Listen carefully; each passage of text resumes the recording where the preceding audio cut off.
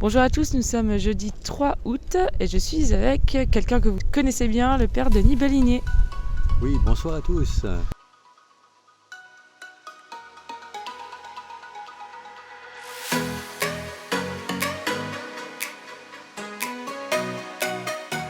Alors Denis, quel a été le programme ? Une très belle journée avec encore ce matin, alors ce qui s'appelle cette année Rise Up, non plus des catéchèses comme les années précédentes, mais un temps de partage, d'échange avec une reprise par un évêque. Là c'était Monseigneur Tchambé de République démocratique du Congo. Un partage autour des mots du pape François dans l'encyclique Fratelli Tutti qui évoque ce que le pape appelle l'amitié sociale. L'après-midi avec quelques Vosgiens, nous voulions aller voir ce qui était proposé autour de l'anneau de Jeanne d'Arc. Des missionnaires de la miséricorde qui sont venus avec et qui proposent un spectacle autour, mais il y avait trop de monde, nous n'avons pas pu y aller. Nous sommes rabattus à quelques minutes de là, au centre de l'église de Santos, avec beaucoup de propositions pour les jeunes pros. Ce qui a permis de voir s'il était là, un certain nombre d'associations, de conférences, mais là nous sommes arrivés trop tard et c'était déjà bien trop avancé dans d'autres lieux. Donc c'est un peu limite des JMJ, c'est qu'il y a énormément de choses proposées, plus de 3500 rencontres possibles chaque après-midi, mais avec à chaque fois beaucoup de monde, plus que ça ne peut accueillir et éventuellement des déplacements importants d'un endroit à l'autre. Mais la ville est magnifique aussi, donc ça on en profite en passant.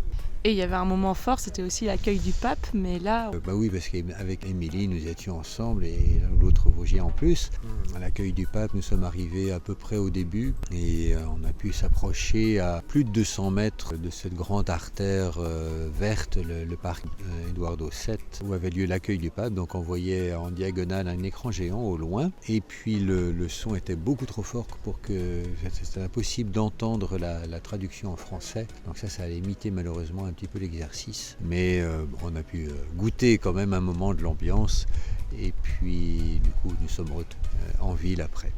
Et là, contrairement au début d'après-midi, nous avons pu accéder jusqu'à l'anneau de Jeanne d'Arc et voir un certain nombre de jeunes Français qui faisaient le déplacement, qui priaient, qui prenaient un moment d'échange. C'était un moment intéressant. Et puis continuer aussi nos villégiatures dans les rues de Lisbonne, puis au hasard des rencontres, parce que dans des journées comme ça, on croise beaucoup de monde, avec des hasards très heureux et inattendus.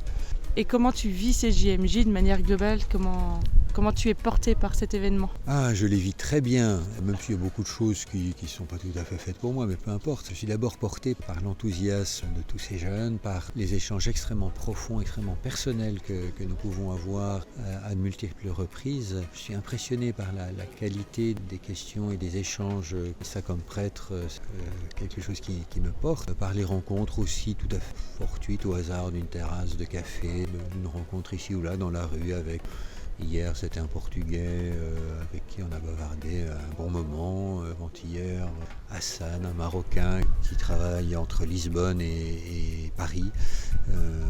Des tas de rencontres toutes simples, joyeuses, pleines d'espérance. Et ces échanges de fond avec beaucoup de jeunes sur des questions, comme je disais tout à l'heure, extrêmement profondes et personnelles. Et ça qui sont aussi très nourrissants pour moi comme prêtre. Voilà, c'est tous ces éléments qui, mélangés les uns aux autres, donnent beaucoup de joie et d'enthousiasme pour continuer. Et quel message aurais-tu pour ceux qui vont voir la vidéo ? Quel message transmettre ? Le sujet qui nous était donné aujourd'hui, l'amitié sociale, c'est quelque chose à cultiver simplement autour de chez nous. Amitié sociale, c'est-à-dire l'amitié, la charité chrétienne, pour utiliser un mot, j'ai envie de dire un gros mot parce que ce mot ne passe pas toujours.